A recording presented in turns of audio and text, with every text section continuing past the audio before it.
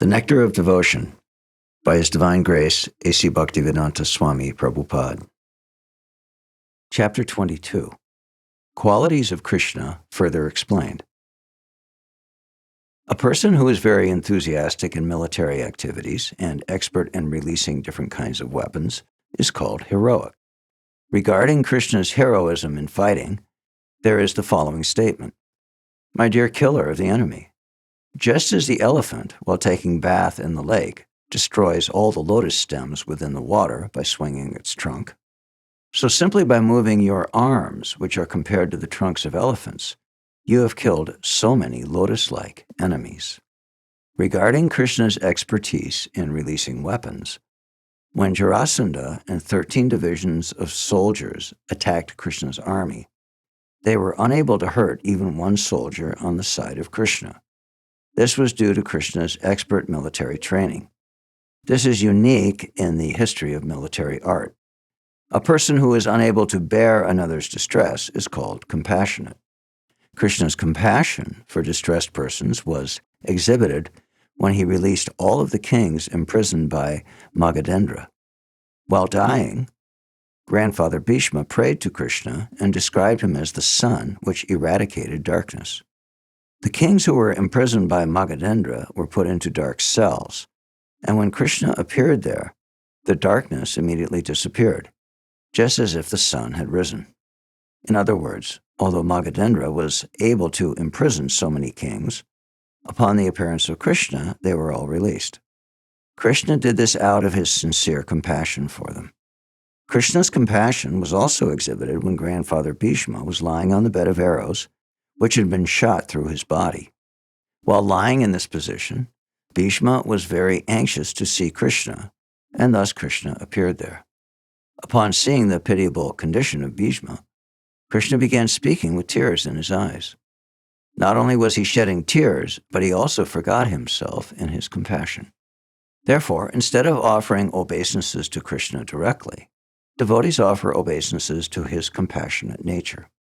Actually, because Krishna is the Supreme Personality of Godhead, it is very difficult to approach him.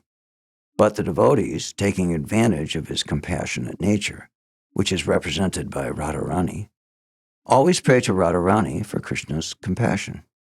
A person who shows adequate respect to a spiritual master, a Brahmin, and an old person is to be understood as being respectful.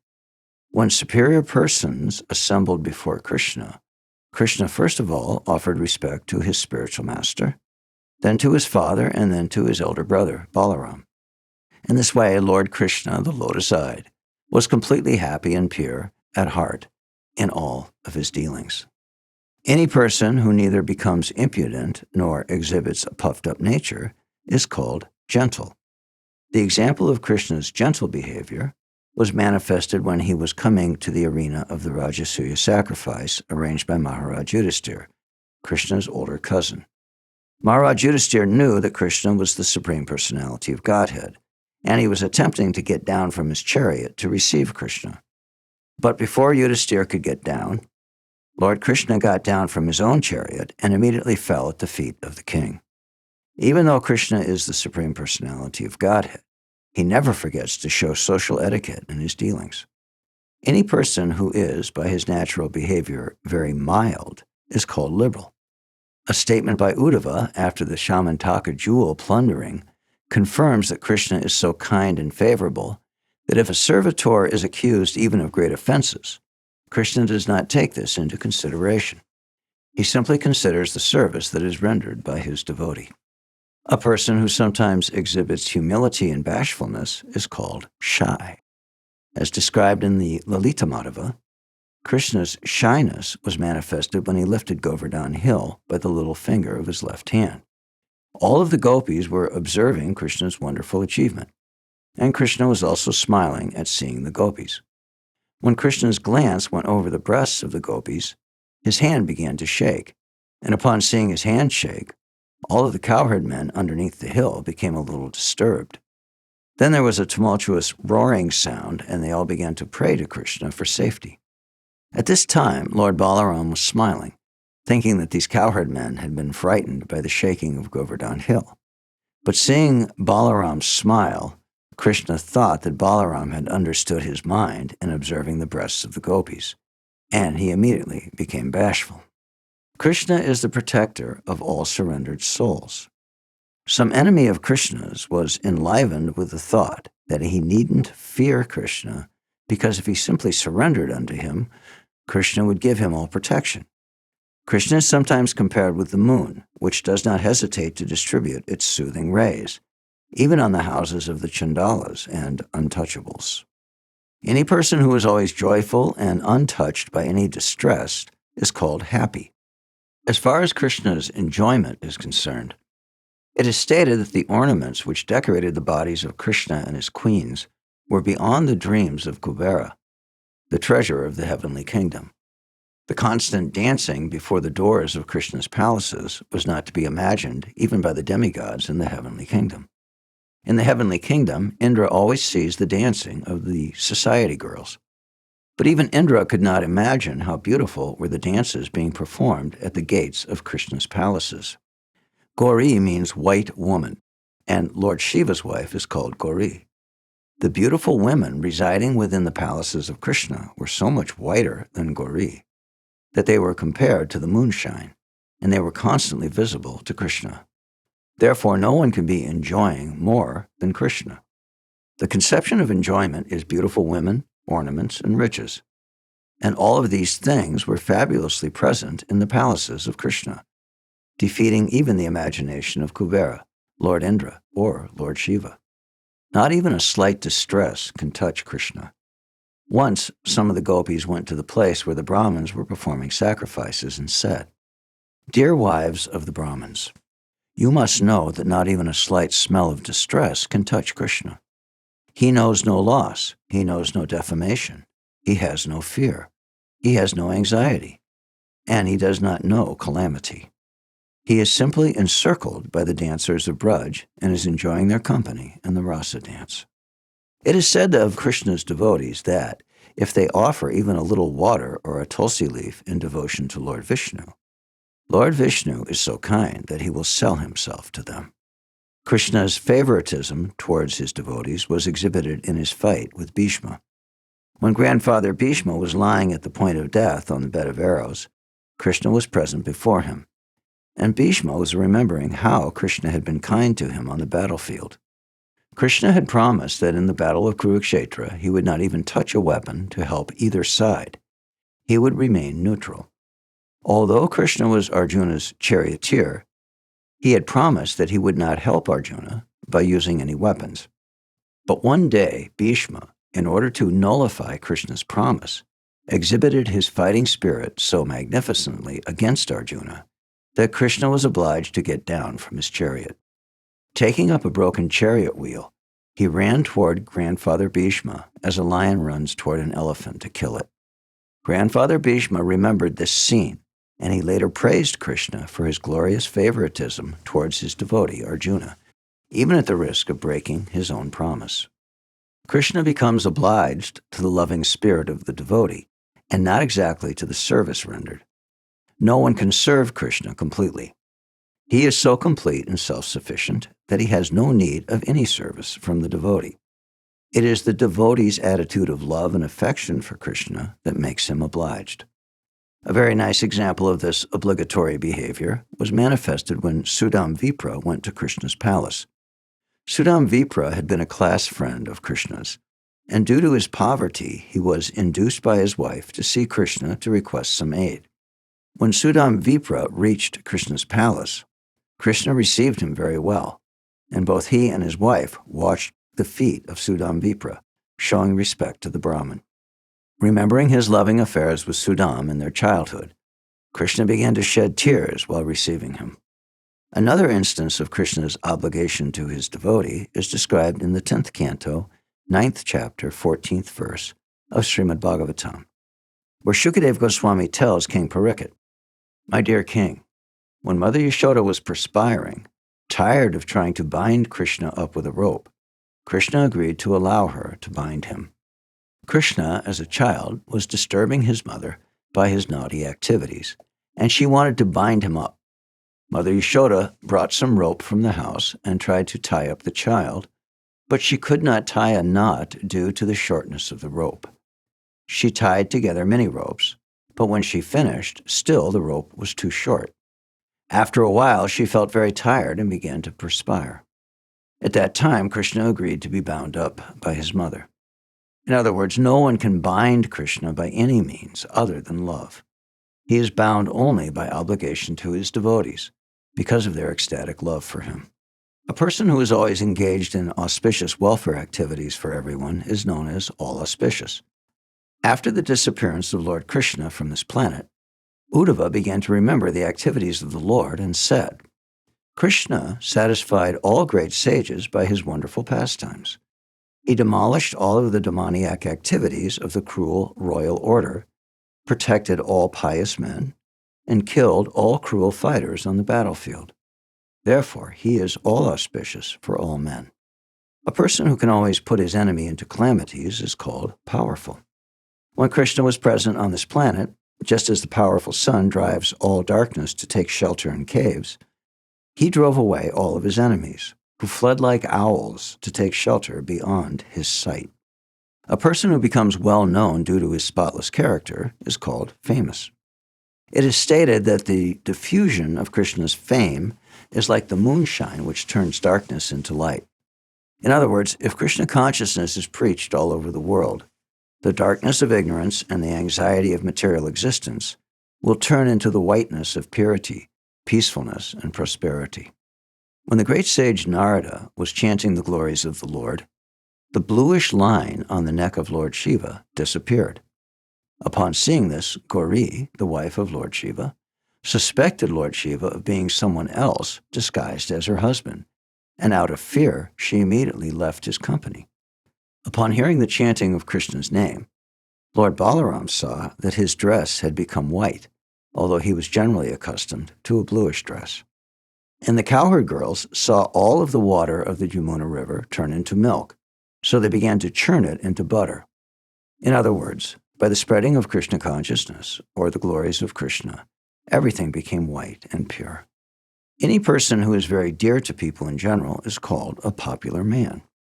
As for Krishna's popularity, there is a statement in the first canto, 11th chapter, 8th verse of Śrīmad-Bhāgavatam that deals with his returning home from the capital of Hastinapur. While he had been absent from Dwarka at the Battle of Kurukshetra, all the citizens of Dwarka had become morose. Then, when he returned, the citizens joyfully received him and said, Dear Lord, while you were absent from the city, we passed our days in the darkness of night.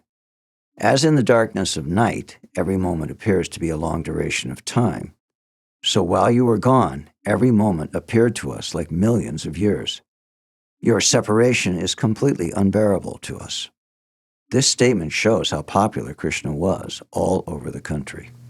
A similar incident occurred when Krishna entered the arena of sacrifice arranged by King Kamsa for his death.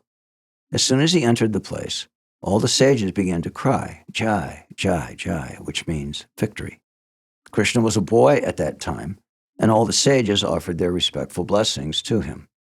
The demigods who were present also began to offer beautiful prayers to Krishna, and the ladies and girls present expressed their joy from all corners of the arena.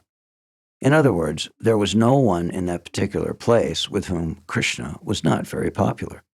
Although Krishna is the Supreme Personality of Godhead and is therefore not partial to anyone, it is stated in the Bhagavad-gita that he has special attraction for a devotee who worships his name in love and affection. When Krishna was on this planet, one devotee expressed his feeling in this way, My dear Lord, if you had not appeared on this planet, then the asuras, the demons, and atheists would have surely created havoc against the activities of the devotees. I cannot imagine the magnitude of such devastation prevented by your presence. From the very beginning of his appearance, Krishna was the greatest enemy of all demoniac persons, although Krishna's enmity toward the demons is actually comparable to his friendship with the devotees. This is because any demon who is killed by Krishna receives immediate salvation. Any person who has special qualifications becomes immediately very attractive to women. A devotee made the following statement about the queens of Dwarka. How shall I describe the glories of the queens of Dwarka, who were personally engaged in the service of the Lord? The Lord is so great that simply by chanting his name, all the great sages like Narada can enjoy transcendental bliss. So what can be said about those queens who were at every moment seeing the Lord and serving him personally?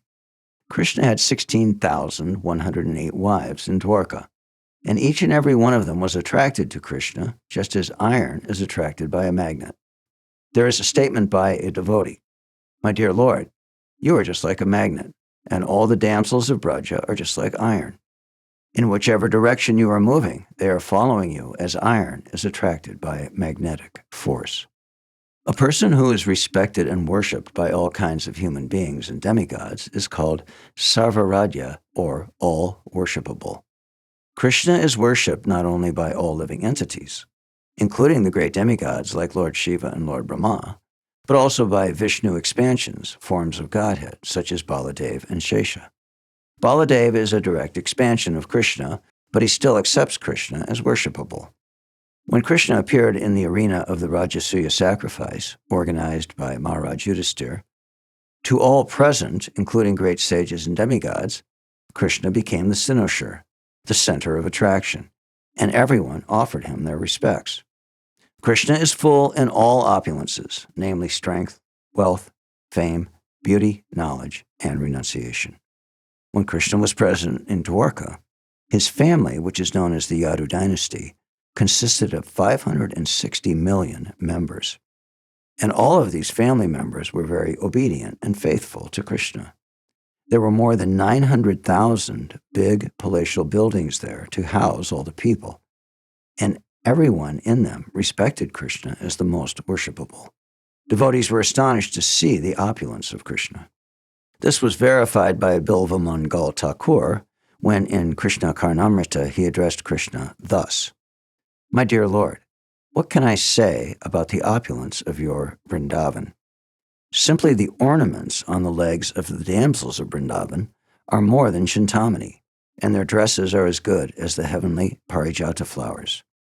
And the cows exactly resemble the Surabhi cows in the transcendental abode. Therefore, your opulence is just like an ocean that no one can measure." A person who is chief among all important persons is called all-honorable. When Krishna was living at Dwarka, demigods like Lord Shiva, Lord Brahmā, Indra the king of heaven, and many others used to come to visit him. The doorkeeper, who had to manage the entrance of all these demigods, one very busy day said, "My dear Lord Brahmā and Lord Shiva, please sit down on this bench and wait. My dear Indra, please desist from reading your prayers. This is creating a disturbance.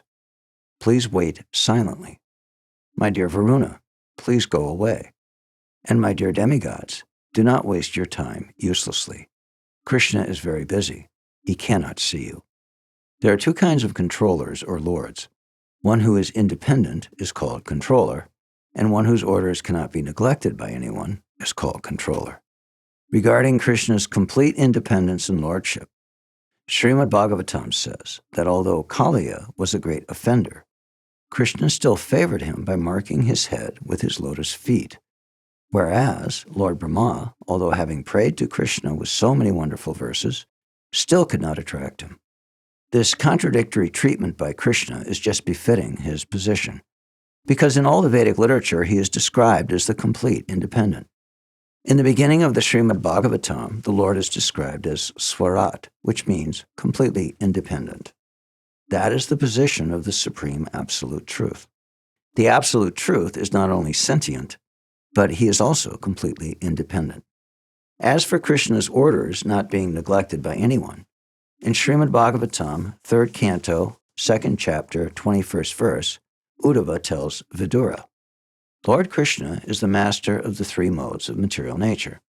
He is the enjoyer of all opulences, and therefore there is no one equal to or greater than him. All the great kings and emperors used to come before him, offer their gifts, and pay obeisances with their helmets at the feet of the Lord. One devotee said, "My dear Krishna, when you order Brahmā, now you may create the universe, and when you order Lord Shiva, Now you dissolve this material manifestation. You are, in this way, creating and dissolving the material creation yourself. Simply by your orders and by your partial representation of Vishnu, you are maintaining the universes. In this way, O Kṛṣṇa, O enemy of Kamsa, there are so many Brahmās and Shivas who are simply carrying out your orders. Krishna does not change his constitutional position, not even when he appears in this material world. Ordinary living entities have their constitutional spiritual positions covered. They appear in different bodies, and under the different bodily concepts of life, they act. But Krishna does not change his body.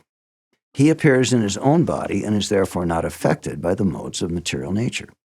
In the first canto, 11th chapter, 24th verse of Śrīmad-Bhāgavatam, it is stated that the special prerogative of the Supreme Controller is that he is not at all affected by the modes of nature. The practical example of this is that devotees who are under the protection of the Lord are also not affected by material nature. To overcome the influence of material nature is very difficult, but the devotees, or the saintly persons who are under the protection of the Lord, are not affected. So, what need is there to speak of the Lord himself? To be more clear, although the Lord sometimes appears in this material world, he has nothing to do with the modes of material nature, and he acts with full independence in his transcendental position. This is the special quality of the Lord. Any person who can understand the feelings of all persons and incidents in all places at all times is called all-cognizant.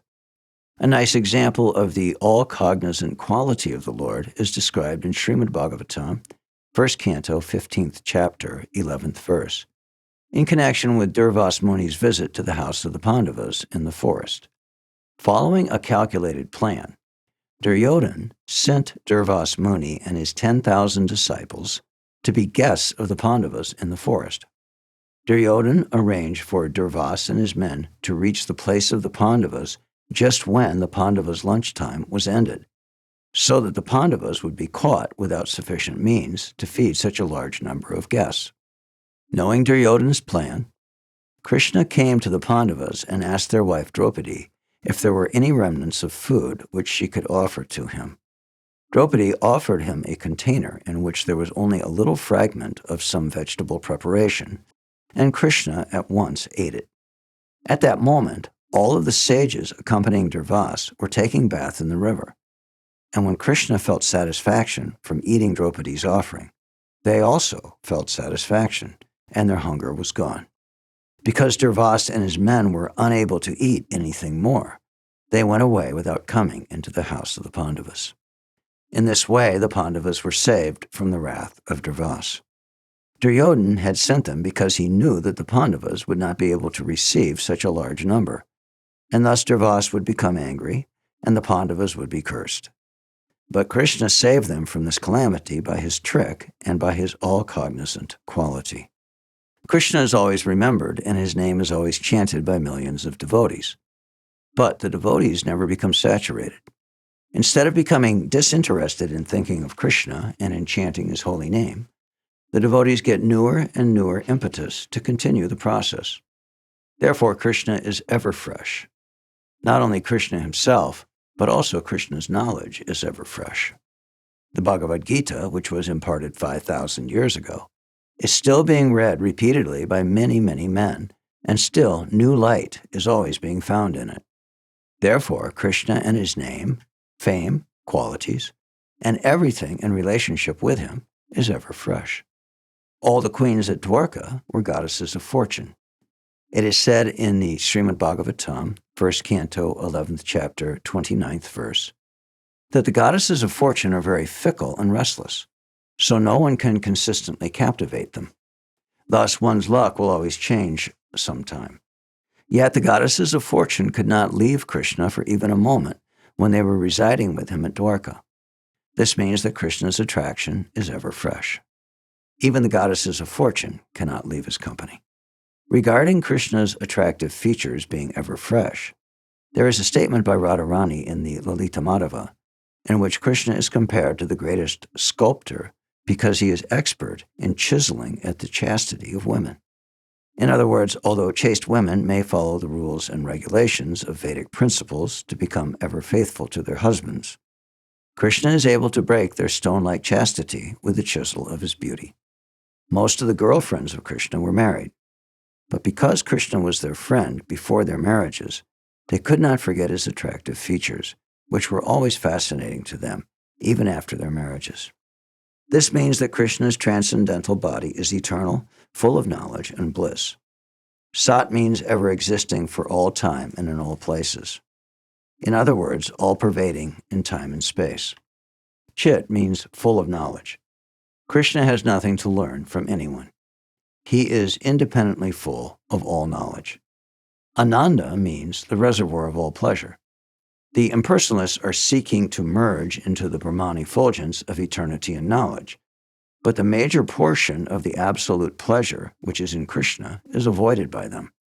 One can enjoy the transcendental blissfulness of merging into the Brahmā effulgence after being freed from the contamination of material illusion, false identification, attachment, detachment, and material absorption.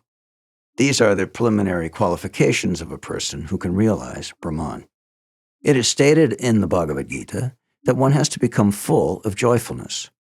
This is not exactly joyfulness, but a sense of freedom from all anxieties. Freedom from all anxieties may be the first principle of joyfulness, but it is not actual joyfulness. Those who realize the self or become Brahma-bhuta are only preparing themselves for the platform of joyfulness. That joyfulness can be actually achieved only when one comes in contact with Krishna. Krishna consciousness is so complete that it includes the transcendental pleasure derived from impersonal or Brahman realization. Even the impersonalist will become attracted to the personal form of Krishna, known as Shyamasundar. It is confirmed by the statement of Brahma Samhita that the Brahman effulgence is the bodily ray of Krishna. The Brahman effulgence is simply an exhibition of the energy of Krishna. Krishna is the source of the Brahman effulgence, as he himself confirms in the Bhagavad-gita. From this we can conclude that the impersonal feature of the absolute truth is not the ultimate end. Krishna is the ultimate end of the absolute truth. The Vaishnava schools, therefore, never try to merge into the Brahman effulgence in their pursuit of spiritual perfection. They accept Krishna as the ultimate goal of self-realization. Therefore, Krishna is called Param Brahman, the Supreme Brahman, or Parameshvara, the Supreme Controller. Śrīmad-Bhāgavatam has prayed as follows: My dear Lord, I know that the gigantic universe and gigantic space and time within the universe are covered by the 10 layers of the material elements, each layer 10 times larger than the previous one.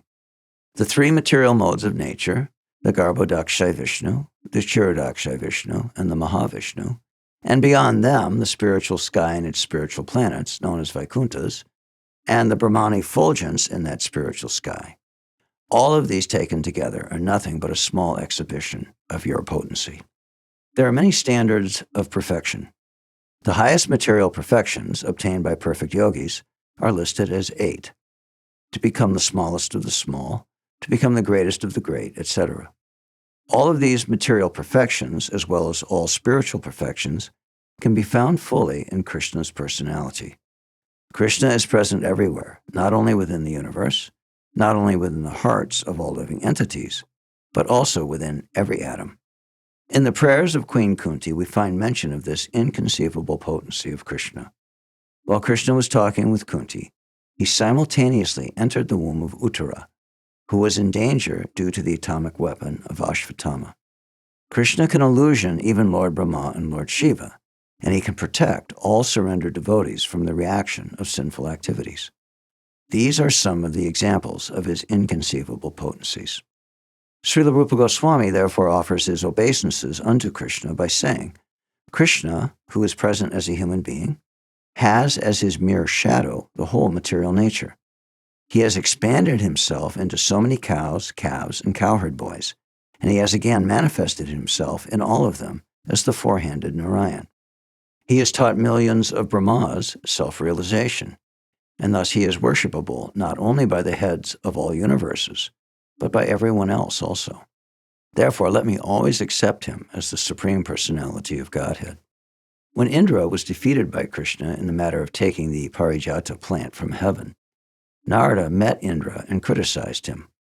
"O Indra, great king of heaven, Krishna has already defeated Lord Brahmā and Lord Shiva. So what can be said of an insignificant demigod like you?" Narada Muni, of course, was criticizing Indra jokingly, and Indra enjoyed it. In Narada's statement, it is confirmed that Krishna was able to illusion even Lord Brahmā and Lord Shiva, as well as Indra. So there is no question of Krishna's power to do the same to lesser living entities.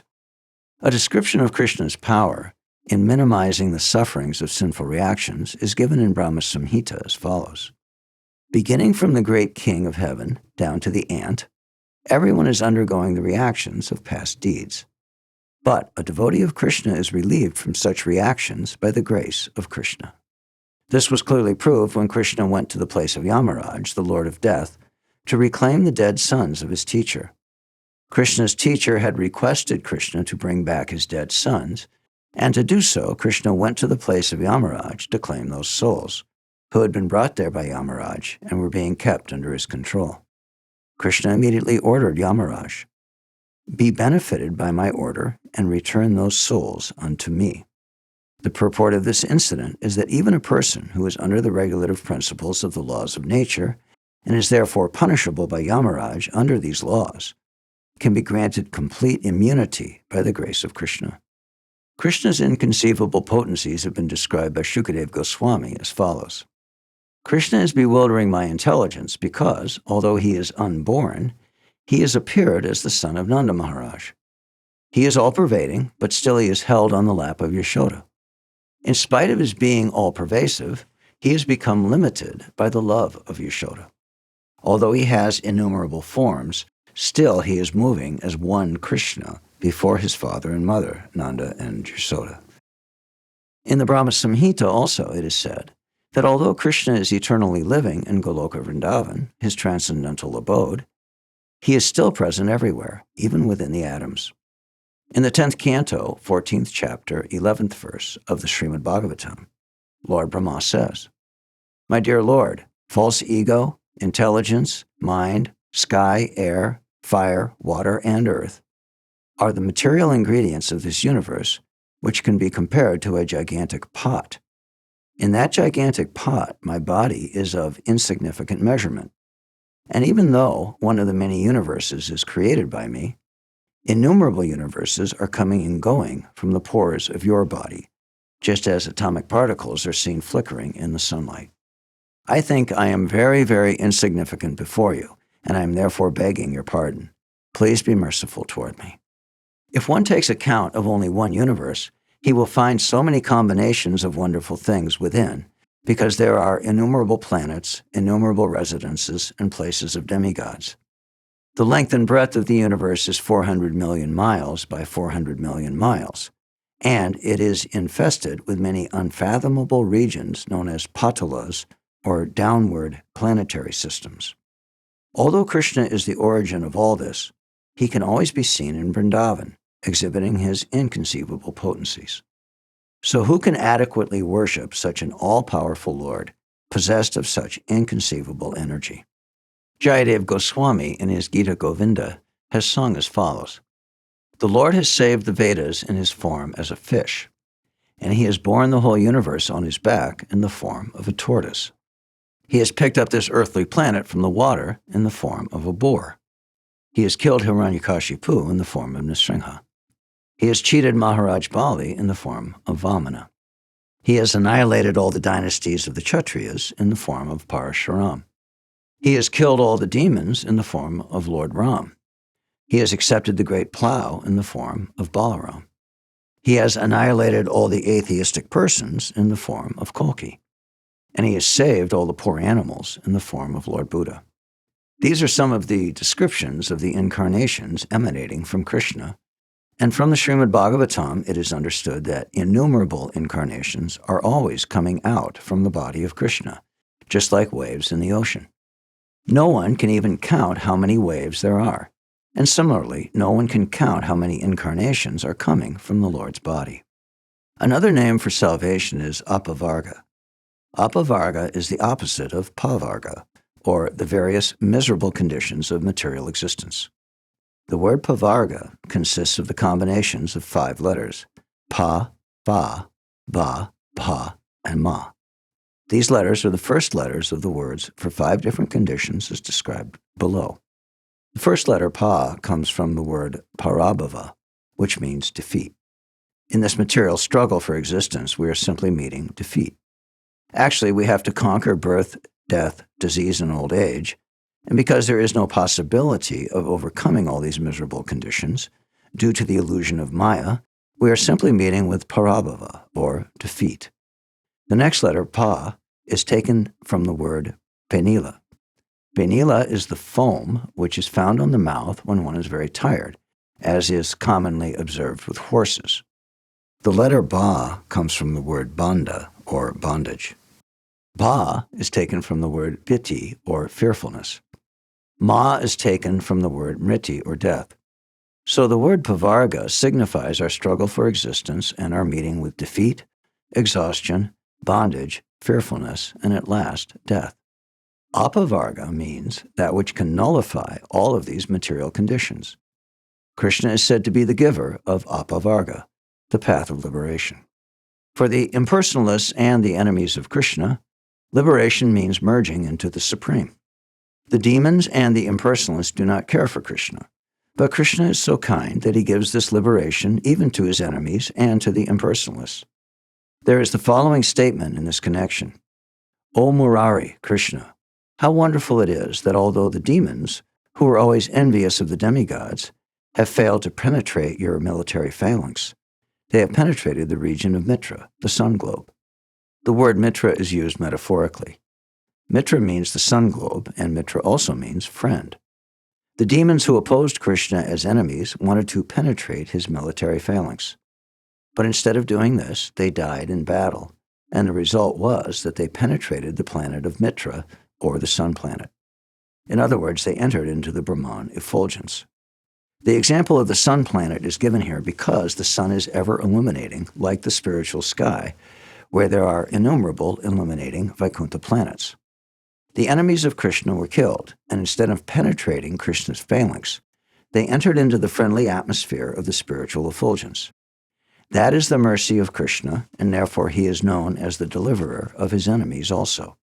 There are many examples of how Krishna attracted even great liberated souls like Shukadeva Goswami and the Kumars. In this connection, the following statement was given by the Kumars: how wonderful it is that although we are completely liberated, free from desire, and situated at the stage of Paramahans, we are still aspiring to taste the pastimes of Radha and Krishna. In the Vṛndāvana Purana, the Lord says, although I have many fascinating pastimes, whenever I think of the Rasa Leela, which I perform with the gopīs, I become eager to have it again. One devotee has said, I know about Narayan, the husband of the goddess of fortune, and I also know about many other incarnations of the Lord. Certainly all the pastimes of such incarnations are exciting to my mind, but still the pastimes of the Rasa Leela performed by Lord Krishna himself are wonderfully increasing my transcendental pleasure. In the 10th Canto, 31st chapter, 15th verse of Śrīmad-Bhāgavatam, the gopīs lament, My dear Krishna, during the daytime when you go out into the forest of Vṛndāvana with your cows, we consider one moment to be 12 years, and it is very difficult for us to pass the time. And again, when you come back at the end of the day, by seeing your beautiful face, we are so much attracted that we are unable to stop looking upon you constantly. At these times, when there is occasional blinking of our eyelids, we condemn the Creator, Lord Brahmā, as a dunce, because he does not know how to make perfect eyes. In other words, the gopis were disturbed by the blinking of their eyes because, for the moment that their eyes were closed, they could not see Krishna. This means that the gopis' love for Krishna was so great and ecstatic that they were disturbed by even his momentary absence. And when they saw Krishna, they were also disturbed. This is a paradox. One gopi, expressing herself to Krishna, said, When we meet you at night, we consider the duration of night to be very small. And why speak of only this night? Even if we had a night of Brahmā, we would consider it a very short time. We get an idea of Brahma's day from the following statement of the Bhagavad-gita. By human calculation, 1,000 yuga cycles taken together is Brahma's one day, and such also is the duration of his night. The gopis said that even if they could have that duration of night, it would still not be sufficient for their meeting with Krishna. In the 10th Canto, 35th chapter, 8th verse of the Śrīmad-Bhāgavatam, the gopis tell Mother Yashoda, "When your son plays on his flute, Lord Shiva, Lord Brahmā, and Indra, although they are supposed to be the greatest learned scholars and personalities, all become bewildered. Although they are all very great personalities, by hearing the sound of Krishna's flute, they humbly bow down and become grave from studying the sound vibrated." In his book Vidagdha Madhava, Sri Rupa Goswami thus describes the vibration of Krishna's flute.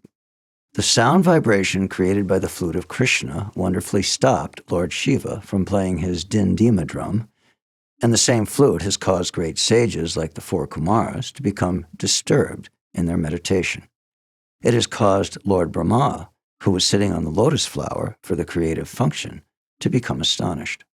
And Anantadev, who was calmly holding all the planets on his hood, was moving in this way and that due to the transcendental vibration from Krishna's flute, which penetrated through the covering of this universe and reached to the spiritual sky.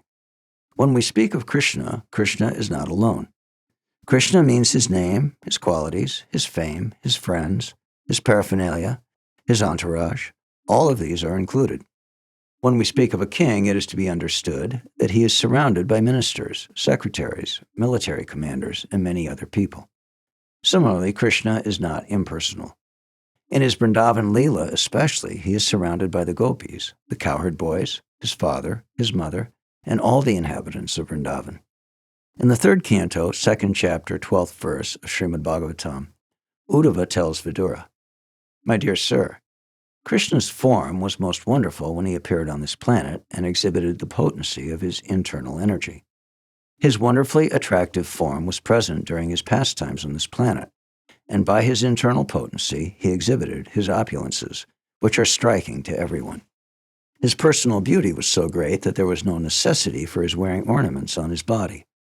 In fact, instead of the ornaments beautifying Krishna, Krishna's beauty enhanced the ornaments." Regarding the attractiveness of Krishna's bodily beauty and the sound vibration of his flute, in the 10th Canto, 29th chapter, 37th verse of Śrīmad-Bhāgavatam, the gopis address Krishna as follows, "Although our attitude towards you resembles loving affairs with a paramour, we cannot but wonder at how no woman can maintain her chastity upon hearing the vibration from your flute. And not only women, but even strong-hearted men are subject to falling down from their position at the sound of your flute. In fact, we have seen that in Vṛndāvana, even the cows, the deer, the birds, the trees, everyone, has been enchanted by the sweet vibration of your flute and the fascinating beauty of your person." In Rupa Goswami's Lalita Madhava, it is said, "One day, Krishna happened to see the shadow of his beautiful form reflected on the jeweled foreground. Upon seeing this bodily reflection, he expressed his feelings. 'How wonderful it is that I have never seen such a beautiful form. Although it is my own form, still, like Radharani, I am trying to embrace this form and enjoy celestial bliss.'" This statement shows how Krishna and his shadow reflection are one and the same. There is no difference between Krishna and his shadow reflection, nor between Krishna and his picture. That is the transcendental position of Krishna. The above statements describe some of the wonderful reservoirs of pleasure within Krishna, as well as the transcendental qualities of his personality. The transcendental qualities of Krishna are compared to the ocean. No one can estimate the length and breadth of the ocean. But as one can understand the ocean's contents simply by testing one drop of it, so these statements will give us some understanding of Krishna's transcendental position and qualities. In the 10th Canto, 14th chapter, 7th verse of Śrīmad-Bhāgavatam, Lord Brahmā says, "My dear Lord, the inconceivable qualities, beauties, and activities which you have revealed by your presence on this planet cannot be calculated by any material measurement. If one even tries to imagine that Krishna may be like this, that is also impossible. The day may come when the material scientist, after many, many births, or after many, many years, will be able to estimate the atomic constitution of the whole world. Or he may be able to count the atomic fragments that permeate the sky. Or he may even give an estimate of all the atoms within the universe. But still, he will never be able to count the transcendental qualities in your reservoir of transcendental bliss.